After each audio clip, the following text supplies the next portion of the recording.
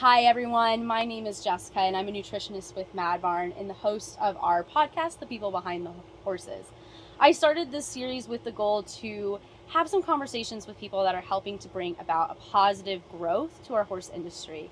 And I'm really excited about our chat today. I have two very influential ladies with me here today from Equestrian Canada. And Equestrian Canada is the governing body for equestrian activities here in Canada, while also supporting horse welfare. So they promote a safe and welcoming environment in all equestrian activities, ranging from our recreational riders to our elite competitors, while ensuring the highest standard of horse care and athlete development. So today I want to welcome Meg Krueger, who's the CEO of Equestrian Canada, and Lisa Robertson, who's the president of the board. Yes, thank you for having us. Thanks for having us. This is so exciting. So I think to just go ahead and start off our conversations here, could each of you guys just take a couple minutes here and just tell us a little bit about your role at Equestrian Canada and how you came to be in this position? Sure. I will start. So I'm the president of the board of directors. So we, Equestrian Canada, as with all NSOs in Canada, are governed by boards of directors of, and so I'm the chairperson of that board. We essentially oversee the financial responsibility of the organization, the financial health, the governance of policy bylaws to ensure that we are a safe and welcoming sport, and then obviously we oversee strategy to ensure that there's stability for the sport and ideally growth for the sport in Canada. Wow. And so my role is the CEO, the Chief Executive Officer, and where Lisa and the board are volunteer because when Lisa mentioned NSO, that's a national sport organization, and there's one national sport organization for every sport that's fielding Olympic and Paralympic teams in Canada. And in order to be an NSO that's funded by the government, we also have a special charitable designation called a CAAA.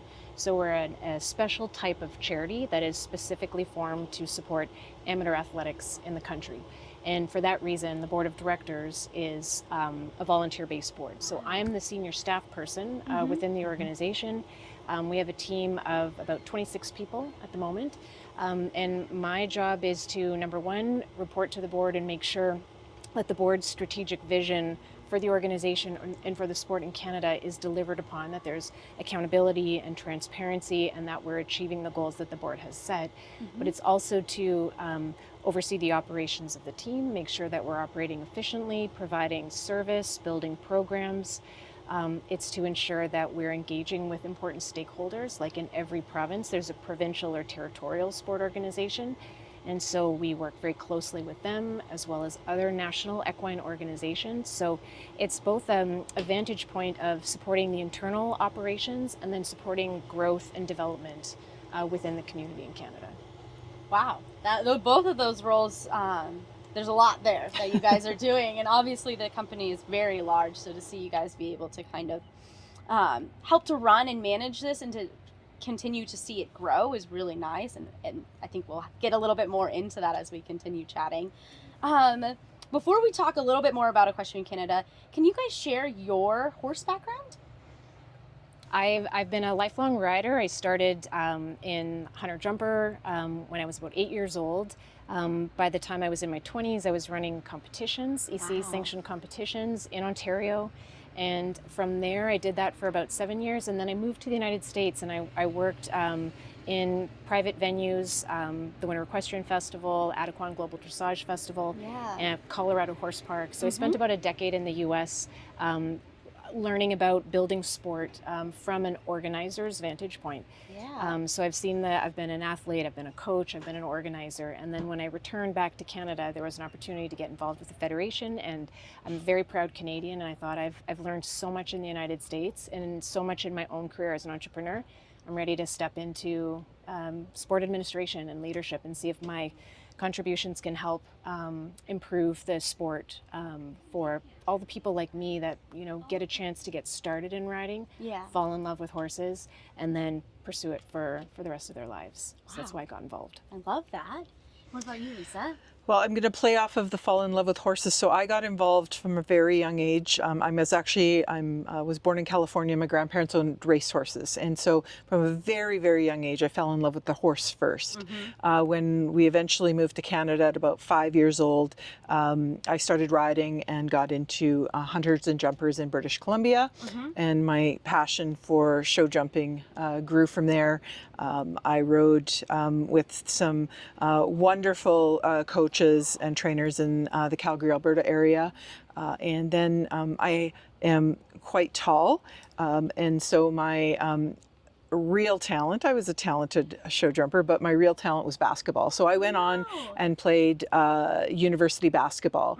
And my career then went into sport. So I've spent over 20 years of my career in sport. I'm a sport administrator in the university system. So I'm the athletic director now at the University of Regina.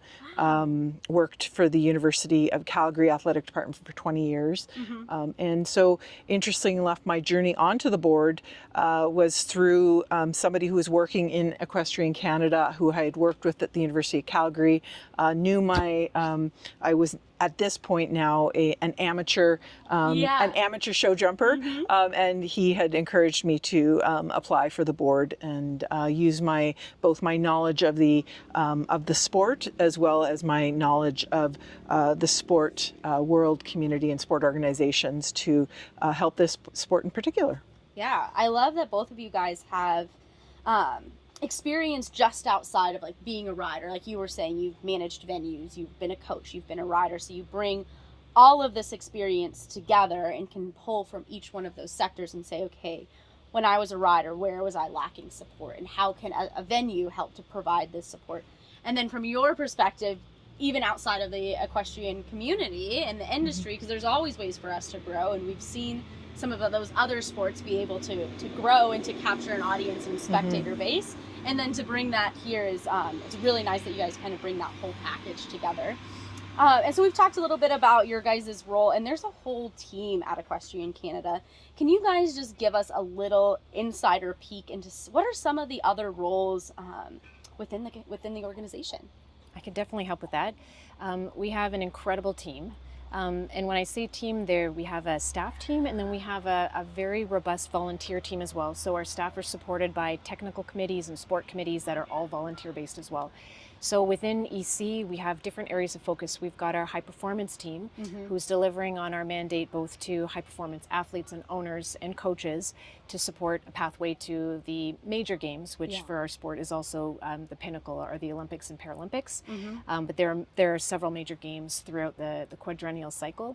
And so we have a team that's focused on building the structures and systems to support selections, athlete support, major games logistics, that the whole gamut. And then we have another team that is tasked with the domestic activities. So we have EC national sanctioned competitions. We have coach status, which is a program that where we're licensing and supporting NCCP certification for our coaches, because it's such an important profession for us, for our industry. And then we have a team that is working with sport development. So our programs that we have delivered through our provincial partners, like our Rookie Riders Fundamentals program, our Learn to Ride and Drive curriculum. So the tools that our provinces need and our coaches need to be able to build the base, the entry point into the sport. We also have staff who work on equine welfare and some equine initiatives. We just recently launched the Canadian Horse ID program, which is a very important program that is federally supported by the CFIA, which is the one of the agricultural portions of the government. And it's a program that we've been working on as an organization for many, many years. So we've just officially launched that. Oh, awesome. And we have, of course, the administration. So the finance team, marketing, fundraising, which I think we'll talk about a little bit later, is something that is really important to the future of Equestrian Canada. And so we have a team that's working on marketing and communications and customer support and so forth. So it's a robust team. We touch a lot of different points, but our goal is really to make sure that the experience in sport is seamless, and as seamless as can be, and that we can learn and continue to build opportunities. That's incredible. I think a lot of our viewers probably didn't realize how much interaction they have with Equestrian Canada, even on their day-to-day basis, right? Through their, Yep. their coaches and even going to their venues and events. There's a Exactly. little bit of it everywhere. If you have a horse, somehow you're going to be touched by Equestrian Canada. Yep. So that's great to kind of hear and learn. And let's dive a little bit more into some of the roles and initiatives that Equestrian Canada is embarking on. So one question that I had, because Equestrian Canada has such a wide range of disciplines that you guys have, right? So from our Olympic sports that we think of, like a show jumping, dressage, eventing, but then there's endurance, there's even some Western disciplines. How do you guys manage the needs of such a diverse community of riders? It's a big task. You're very correct.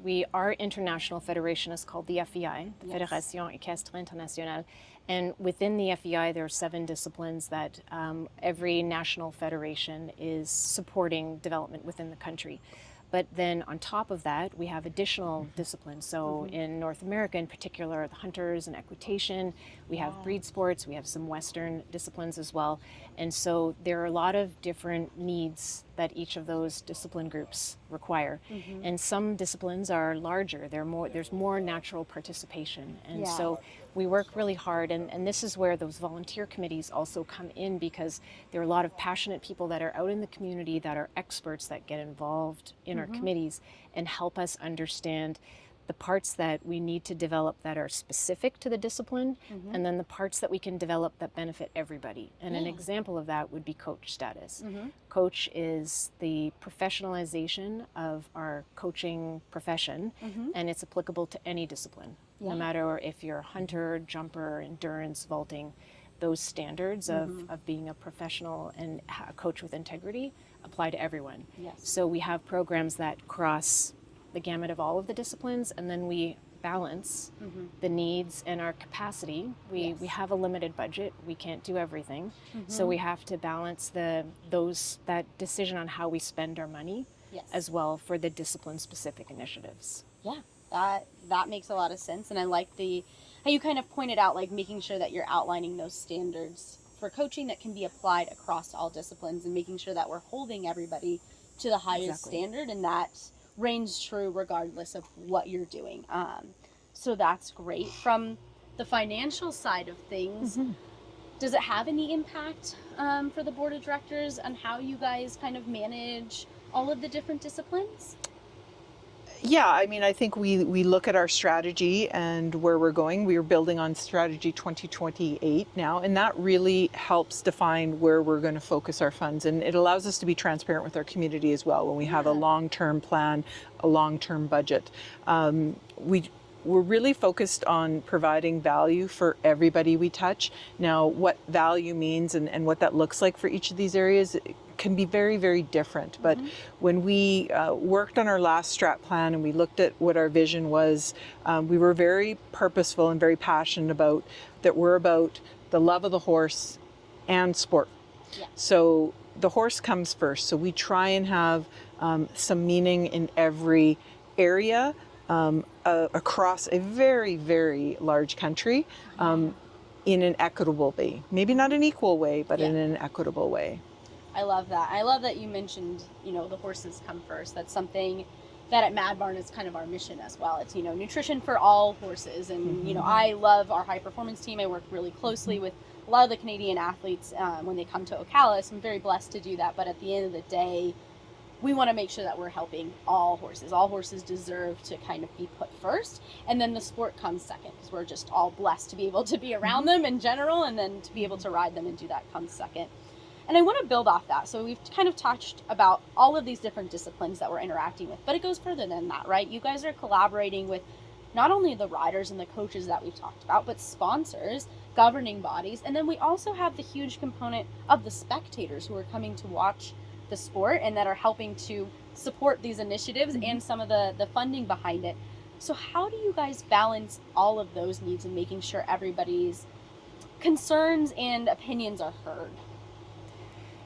It's a constant evolution and something that we work on an ongoing basis. So we build, from an administrative perspective, we build engagement strategies, and we really sit down and we want to understand different segments, different customer segments, whether it's parents or athletes or coaches or fans or sponsors, to understand what it is that they need and what it is that they want us to communicate about.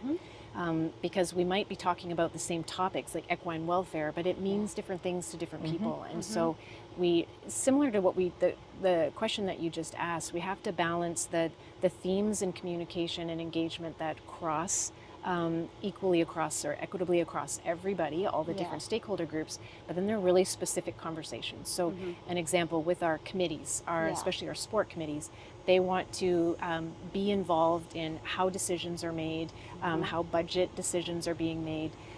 They're experts in their discipline, so they want to be able to provide expertise to us to help give us the tools that we need to make our decisions. And so that's very different than, say, a fan who still wants the transparency. They want to understand who EC is and what our mandate is and how we spend our money, but they're looking at it in a little bit of a different lens. So for that group, we might be doing more fan engagement and providing information about our high performance athletes or working with our provinces and territories to deliver nationwide programs or contests or things like that. So it's a strategy that, because we have so many different customer groups or stakeholder groups, we have to be attuned to the needs of different groups and adjust to each one. Yeah, I like that. And that education component comes out too, being able to educate the audience. And like you said, like through the highlighting and featuring some of the high performance riders and using them to be able to provide that education. And we have, I mean, social media is so big now, right, that we're able to kind of reach such a broader audience, which can be really helpful when used in a positive way to really highlight what the initiatives you guys are going, what education is going into all aspects, the coaches, trainers, riders, and how you guys are helping to support the growth of the industry. So I think that's really, really key as well. And I want to talk about some of the opportunities of growth that EC is kind of supporting and what is coming into the future, but also how can the community help support that? Do you want to? Well, I'll start at I'll start at a high level, and you can maybe get a little more granular. We're really trying to understand and be modern thinking about the sport and about it's a very old sport. It's one of the original Olympic sports, actually. So it is steeped in tradition, and it is steeped in a very, very long history that we often can bump up against. But what we're really trying to look at is let's look at this sport through a modern lens. How can we use things like technology to provide value? How can we use technology to show the sport to more of a community that may have never experienced the sport, or may have never seen a horse, or smelt a horse, or touched a horse? So it's one of our focuses in this next strategic plan, and how we can lead into technology.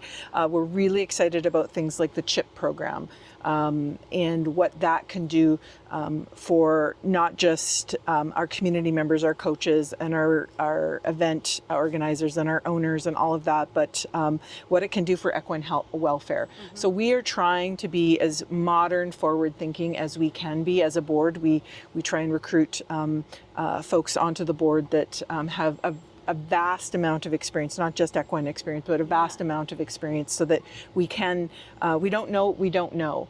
And so we push each other to think differently about this very ancient and traditional sport. So Meg and her team then take that very high level and then start to go, okay, well, what does that mean? And implement. Yeah, absolutely. And I would say, in terms of how people can get more involved, we would really love to see more youth, more new perspectives coming into the sport. The youth of today are the future of the sport, and it doesn't mean that we don't want to see those who are currently at the pinnacle of their career, their expertise, active now. But I do see a gap in youth participation, and when I say youth participation, I say that in the sense of getting involved in committees and speaking their voice, what's important to them. When we have rule changes that we go through our rule cycle every year, reading the rules, being informed about them, making comments about what they think is important to the future of our sport. So that's one really important area. Lisa mentioned the CHIP, and I know we spoke about it earlier. The CHIP is a federal program. EC has been licensed the 124000 Canadian microchip for horses, and our goal is to, over time, over the program, to have all horses in Canada, whether they're born here or they've moved here and they're domiciled here, microchipped and in our system. So I would say talk to your veterinarian and learn about the program, because it's such an important part to give the horse, to give the equine a unique identifier that will be with it throughout its life. And it's there for welfare, and it's there for data, and to ensure that that animal has an identity throughout its life. And then the last thing I would say is fundraising. Yes. We have a lot of programs and campaigns that we're building, whether it's equine welfare related, whether it's sport development related, so the fundamentals program, or high performance. And every dollar helps, and those dollars go 100% into programs. They do not go into staff or overhead in any capacity.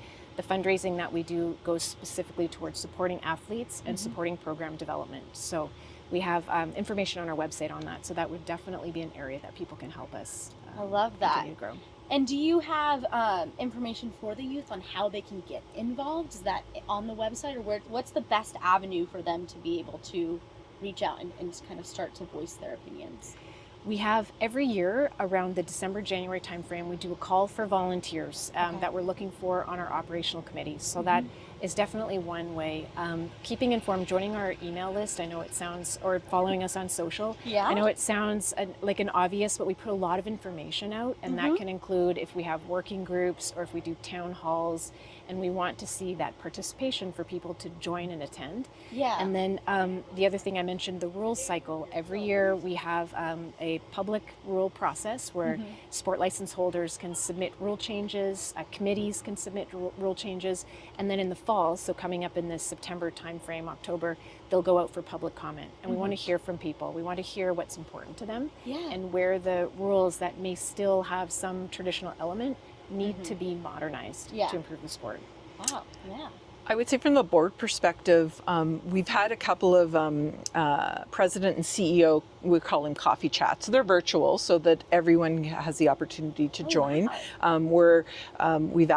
We send out to our membership, our license holders to come have a chat with myself and Meg. So we've been more purposeful on those are brand new. So I'm hoping that they'll catch on. Last year was the first year we do it. So those are great venues to be able to have a voice directly with myself, who is a voice to the board, and directly to Meg, who runs the operations. And then we have our AGM as well, where we put out a call to people in the community if they have questions that they can pre-submit those questions, and we can answer them as part of our AGM, or in some cases we can then have contact with them if it's something we feel that we need to follow up on.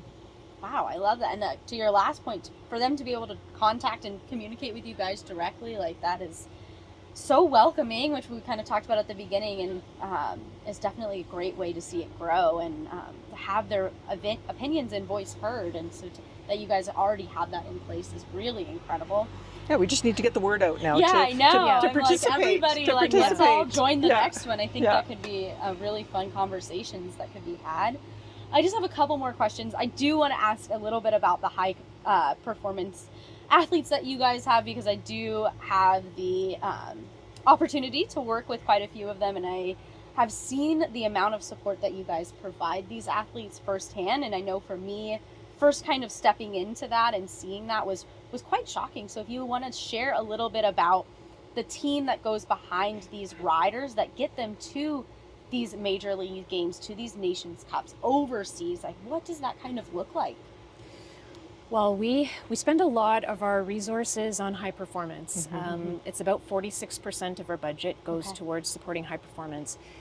We know that it should be a lot more, but it's just a function of, again, the fundraising goals that we have to increase the dollars that we have available. So with the resources that we have right now, we're really focused on supporting the structure of, I mentioned earlier, selections, criteria, major games criteria. We do town halls for athletes as well. And that is in part to make sure that we're setting the right standards, and we're supporting them through our technical advisors who are at the top of the sport to be able to build their training programs and their gold medal profiles and pursue the path that enables them to hopefully qualify through the selection criteria when it's time for each major games. I would say that the bulk of the expense that we have goes towards actually attending the major games. So it starts with World Championships, which will be next year in Aachen in 2026. Then there's the Pan American Games, and then those are the 2 qualifying opportunities for the Olympics and Paralympics, which will be in Los Angeles in 2028. Our travel expenses just to get the horses overseas to wherever the games are can be in the range of $600,000 a year. Wow.